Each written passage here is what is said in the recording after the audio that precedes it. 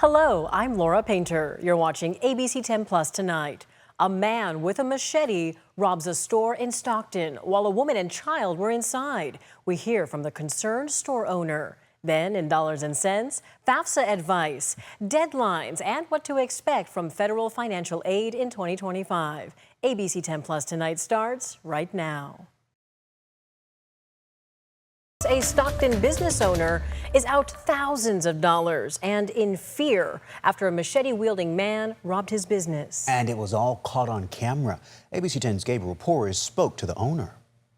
Every few minutes, Francisco Pablo Gomez looks up at his security cameras. Yeah, I'm kind of, nervous like after that. After this scene Monday inside his Stockton market, his 3-year-old son, the only thing standing between his wife and the blade of a machete. My wife was here, then he came, he tried to cash out a check, but she didn't. Then I think he got mad, then he went out. Francisco's wife denied the service because the man was allegedly using a fake ID. Police say his real name is Pedro Sosa. He came here again, then with the machete on his hand, then he got in, then trying to hurt her. Then he took some money and a couple checks. Around $15,000 in cash, Francisco says.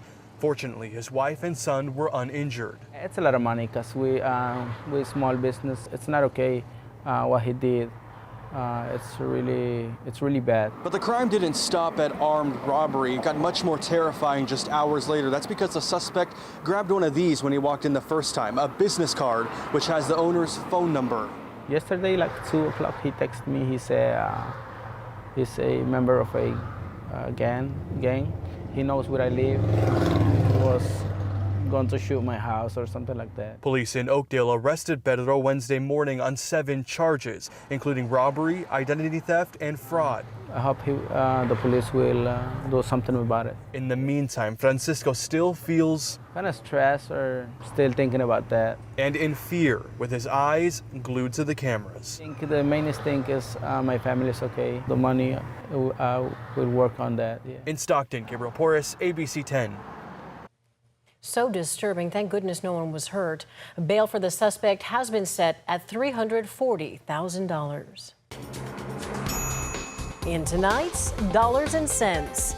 As college acceptance letters start to come out this month, we're reminded how expensive college can be, and many families struggle to afford it. But financial aid can help. An important deadline is approaching to apply for that money. I talked with an expert on college prep who explains how to navigate new changes and concerns with affording college.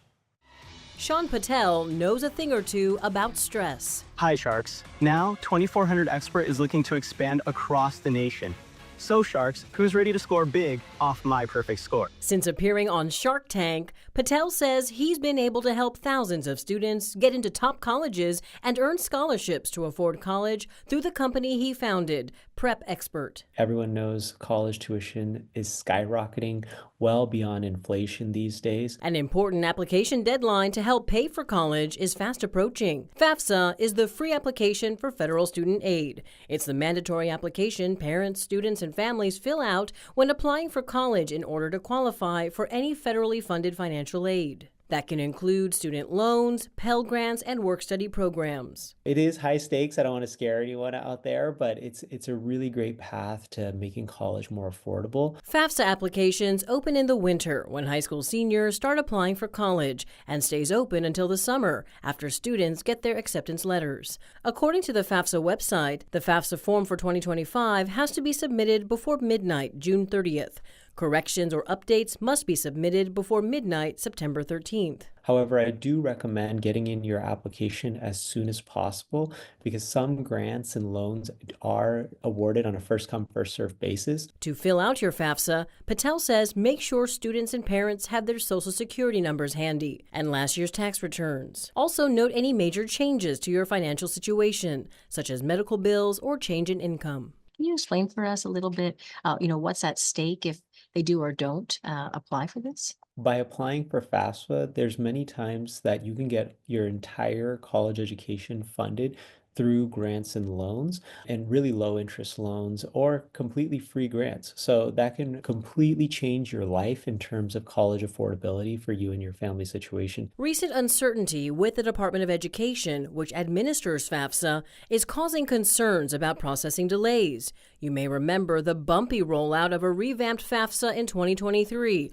under the Biden administration. And just this March, mass layoffs at the Department of Education by the Trump administration. Student loans will not be affected. So you will still qualify and be able to receive your student loans because those have been federally funded and committed to by Congress. So even if the Department of Education were to shut down, your student loans would then be administered by another department in the federal government. Patel also says if you qualify for funds, you should expect to get them eventually. But he says to expect delays in updates, customer service, and potentially verification as you work through the application process. You mentioned preparing for some potential delays as things are in flux right now. Any advice for families and students to deal with that? Stay on top of your communication, both with the Office of Federal Student Aid and, make sure you have documentation of everything because, if the loan officer that you are talking to or the person in the administration does get laid off, you want to make sure you keep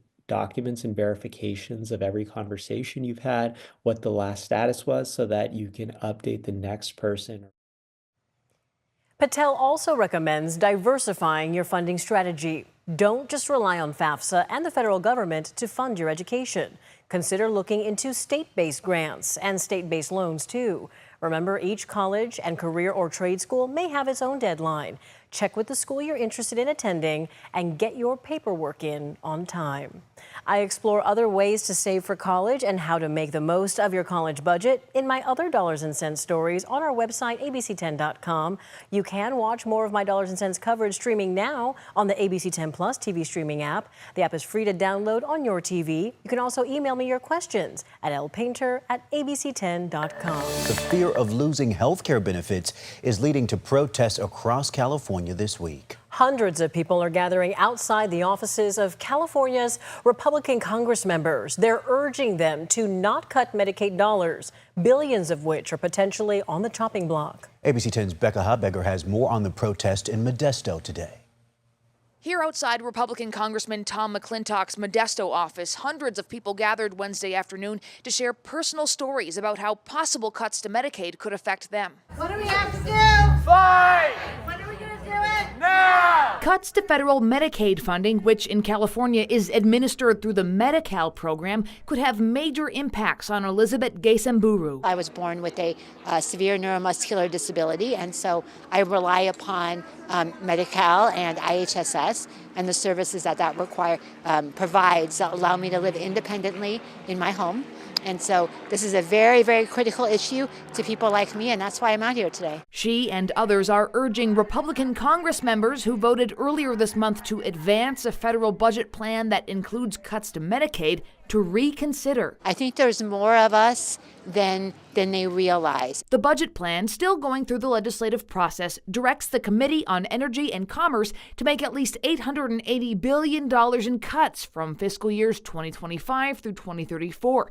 Some of the options for doing that include hundreds of billions of dollars in cuts to Medicaid. Congressman McClintock's office sent ABC10 a statement saying, in part, Medicaid spending has nearly doubled in 10 years and now costs more than the entire defense budget, taking $6,900 a year from an average American household to support.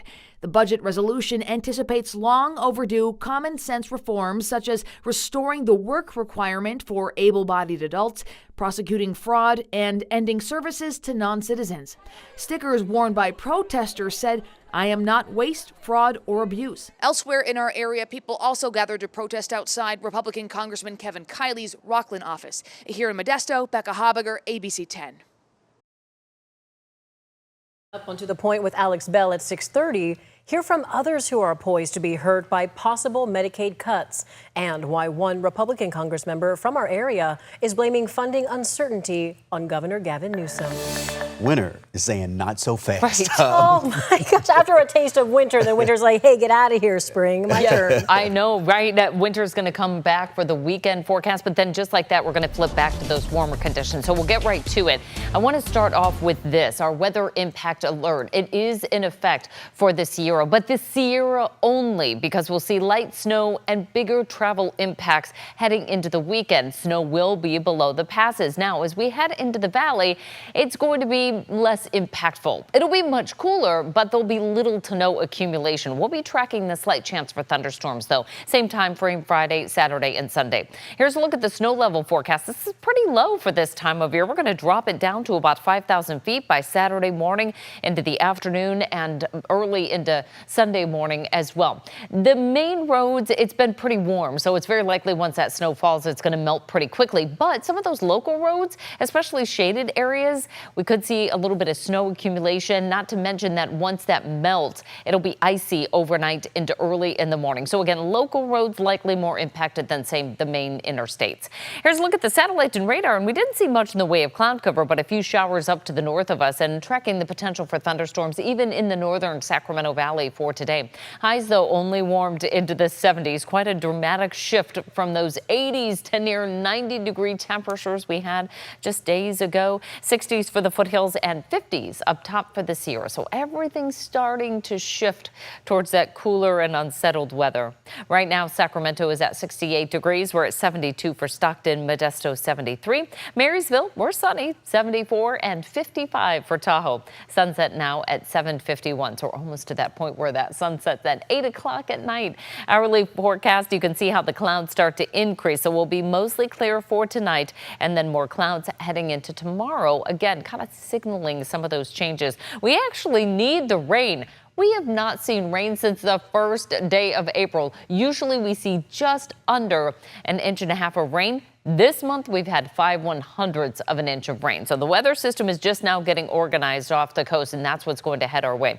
Tomorrow, slight chance of thunderstorms remains through the northern Sacramento Valley, and then it expands a little bit farther to the south into our Friday. Again, starting to see some of the impacts of this low pressure system edging our way. It'll drive a little bit closer on Friday. The bigger impacts will be in the Sierra, but a slight chance of those showers and a thunderstorm on Friday into Saturday throughout the valley. Snow will continue in the Sierra through much of our Sunday as well, but just not a ton of accumulation. In fact, when we talk about rainfall, only about 1/100th of an inch of rain to about 1/10 of an inch of rain. And for the Sierra, anywhere from about 1 to 3 inches of snow. A little bit more for Carson, Ebbets, and Sonora. Passes about 3 to 6 inches of snow. So moving on to our extended forecast, you can see how the temperatures start to drop here. We're into the 60s by tomorrow. And we stay there through the weekend forecast with our best chance of rain Friday into Saturday. And then we dry out, we warm up, and we're almost near 90 again next week.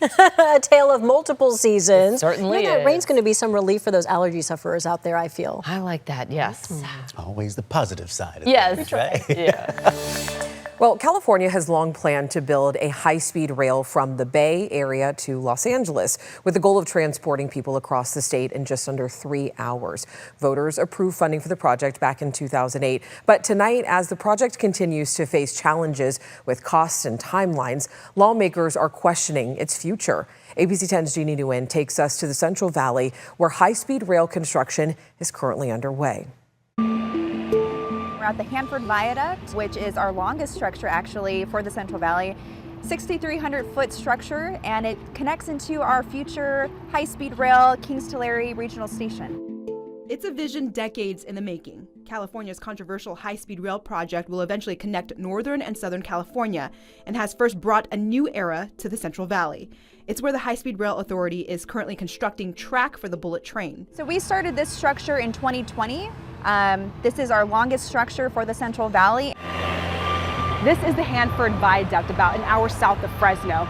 High-speed rail officials have a goal of completing this portion and all of construction in the Central Valley by 2026, because eventually this will be an important part of their test track. We have to test and do dynamic testing for at least 2 or 3 years before we can start any operations. That's to test for our rolling stock, our track and systems, all of the different maintenance of way facilities that we'll have throughout the valley. All of those things, communications, dispatch, all of the things that you need for an operational train system.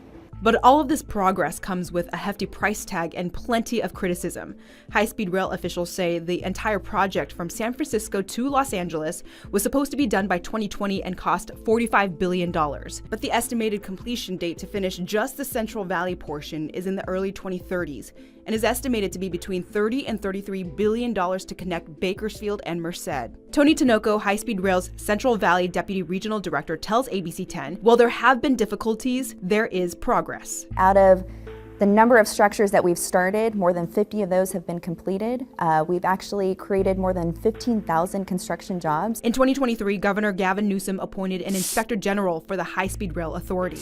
His most recent audits finds the High-Speed Rail has reported the project is unlikely to finish on time and is facing a budget shortfall. What is your response, to the criticism that the Inspector General has found on the High-Speed Rail project? We always look forward to being, partners with the Inspector General. Any other federal and state audits that we've completed, we welcome the opportunity to work with those entities to make sure that we're being transparent. The project has faced many delays, including lawsuits, while in the process of getting environmentally cleared. In a 2024 business plan report, High-Speed Rail says it has faced 4 lawsuits relating to the California Environmental Quality Act, which has contributed to impacting the cost of the project. It's been no secret that we don't have all of the funding to build this.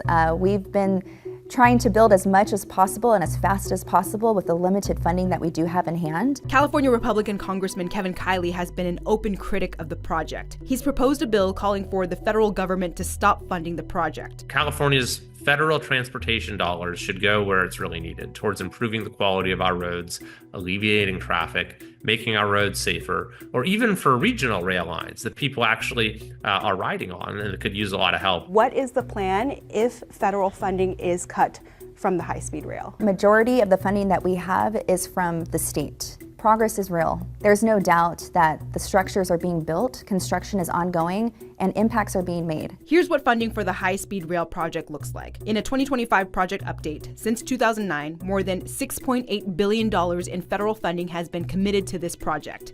That makes up 23% of the funds, while the state has committed to $22.5 billion, or 77% of the funds. The High-Speed Rail Authority also gets 25% of its funding from the state's cap and trade program, designed to limit emissions by creating a market for tradable emissions credits. That funding varies from year to year and could be on the chopping block in years to come.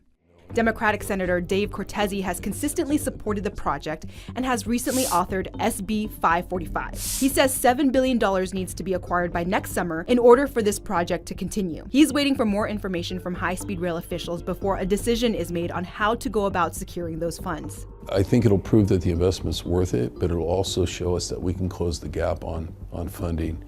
The state already has many tools that it provides local governments and developers to use, to pay for infrastructure. Senator Cortese urges Californians to start seeing the project as a stimulus package that will eventually create an economic boost. But the big question remains. Original plan is from San Francisco to the LA area. When do you think we might see that? It's all dependent on funding.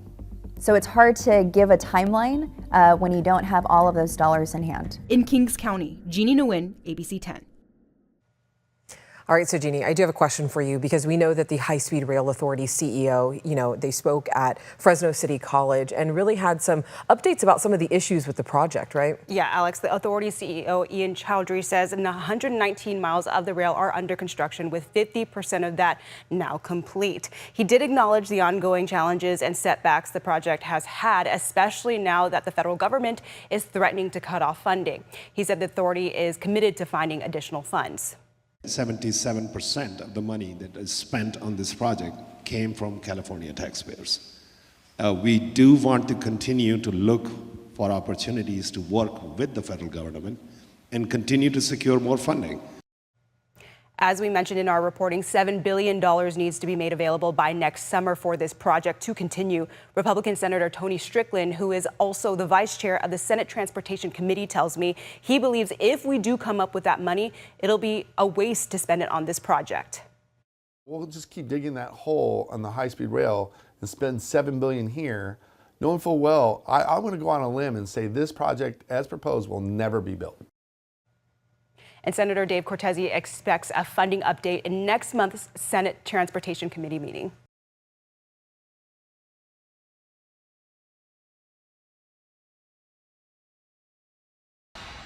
Yet the glue hasn't dried. It is Sacramento's newest venue.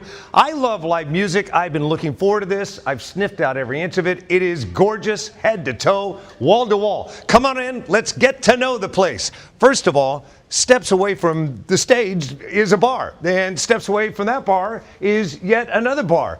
Liz, no stranger to opening up venues like this. Nice to see you. Nice to see you. If you would introduce yourself to everybody. Hi, I'm Liz Lyles Brown, and I work with Another Plan Entertainment. Got it. And this thing kind of so connected to Midtown. She opened up a venue not far from here. You know a little something about opening places. Yes, I used to work at the B Street Theater, and when we moved to the Sophia, that was very exciting. So this is kind of round 2 for me. We're just extremely stoked. We're so excited. It's so cool. And on the other side of this building, the press, the building that I live in, the people that constructed this venue. Yes, so SKK. Built from head to toe to be a music venue, so you know it's going to sound good, it's going to look good. It's going to be perfect. It's our first venue as a company we've ever built from the ground up. So we put a lot of heart and soul into this building. We're very pleased at how it turned out. As you should be. Let's walk in just a little bit because I've got to show you. The stage is amazing. Not a bad seat in the house. Standing room, dancing, a lot of that's going to go on. And then right up there, balcony space. If you're familiar with downtown venues, Ace of Spades down the street, this is about twice the capacity of that. A little over twice. And designed to be a music venue, so again, it's going to sound good. And what kind of sound are we putting up there? Who's coming to town? First show ever is tomorrow on the 24th, which I love because we're called Channel 24. Right. Tucker Wetmore, country. But the next show on the 25th is Hometown Heroes Tycho, which is electronic. So our genres are all over the place. We're going to have music for every single person, even comedy. That's awesome. Like maybe even podcasts being done live. Totally. All kinds of shows like this. Totally. Really awesome. How excited are you? How stressful have the last few days been? It's been very stressful, but we're all just looking forward to having patrons come into the building and watch a show finally for the first time. So we're stressed, but we're more excited than that. Awesome. Channel 24, it is happening. It becomes real on the 24th. Back at you. Mark, how many people do you think they're going to be able to jam in there for big shows? Yeah, we may have covered that. I know twice the capacity that we said from down the street, but what is capacity here? 2150. 2150. Wow. And not one more.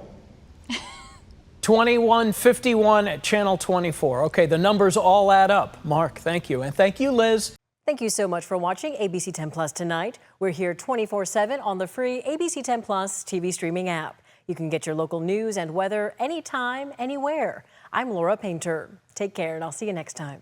ABC 10 Plus, and now that you're here, why don't we take a look around and see what else is here? The very first tile on your left is always going to be streaming 24/7. You can find us adjacent to that, breaking news if it's there. And then right next to that, a replay of the most recent newscast. Whether it's ABC 10 Morning News at 5, 6, or beyond, it's going to be there. The forecast beyond that, and then right beyond that, the news that matters the most. Now that you know the basic tiles, let's go up to the top and take a deeper dive into news. We have every single newscast that you would need, including To the Point with Alex Bell, taking a deeper dive into the issues. Beyond that, ABC 10 Morning News at 5 and 6 and 11, the evening shows as well. Below that, you can watch the top stories from To the Point. Under that, Dollars and Cents, where you can learn how to navigate this challenging economy. And below that, you can watch our award-winning ABC 10 Special Investigations, where we hold the powerful accountable. Going into weather, look, it's the 10-day forecast, getting you ready for the weekend and beyond. Beyond that, sports. I know you care about the Sacramento Kings. We have the most comprehensive guide to anything, everything Kings in the locker room and on the court. We have it. Below that, I know you care about the San Francisco 49ers. We can't mention Bay Sports without talking about the Oakland A's. We have that too. Backing out again, come up to the top and join me on Verify. I'm super excited about this. Our experts are checking the facts, verifying the truth for you. Jump up now to shows. Very excited about this. Oh, look, It's Take a Look. This is my show. I love movies, and if you love movies or streaming shows, whether it's on screens this big, or this big, it's Take a Look. Recently went behind the scenes, sat down with Lady Gaga and Joaquin Phoenix to talk about Joker 2. I love the movie, and oh, I just heard you shout you hate the movie. Jump in, we talk about it on this show. Other shows, Bartell's Backroads, go up and down the state of California, tank of gas getaways, one fuel cell getaway, like places like the Toy Museum. This is what kids did before they had screens. Over here, the Moaning Caverns of Calaveras County, one of the most coveted caves in all of California. You know, watching this show, I discovered there's a cave that could fit the entire Statue of Liberty in your own backyard. You'll find about that and more with Bartell's Backroads. Down below that, To the Point. It is one of my favorite newscasts because they talk about news with Alex Bell the way you talk about news. It's conversational, but in-depth at the same time. Below that, Your California Life. Love this show. Whether it's entertainment, food, beverage, lifestyle, it's there. Desiree Shepherd hosts and does an amazing job. So there you have it. It's ABC10 Plus, the app. What do you need? We heard you and we got it. Thanks for watching. Thanks for streaming. Our free ABC 10 Plus TV streaming app has so much to offer. Get your news live and on demand 24/7 so you can watch the news when you want. There's breaking news, extended forecast, and so much more. We have everything you need to get through your day and ready for the weekend. We've got you covered on money-saving tips, travel, entertainment, and sports. Download the free ABC 10 Plus app on your smart TV and popular streaming devices like Roku, Amazon Fire TV, and more. ABC 10. We stand for you 24/7. We're in day one of a weather impact alert. This is for rain, for snow, and for wind. Be flood ready and expect major mountain impacts. It's that snow-rain mix that drivers have been dealing with here. We're already seeing the impact of the storm. We're planning for those changes. Be prepared for treacherous road conditions. Stay fire ready. On Weather Impact Alert Days, stream extended coverage on ABC 10 Plus. The ABC 10 Plus TV app, streaming 24/7. Local news from the team you trust on your time. Track how the weather will impact your day. We're planning for those changes. Stay fire ready. Extended, continuous coverage of breaking news, live from the scene. It very much is an active investigation. Go deeper with in-depth interviews and exclusive reporting. All the local news you need, live or on demand. ABC 10 Plus. Download on your TV and watch for free.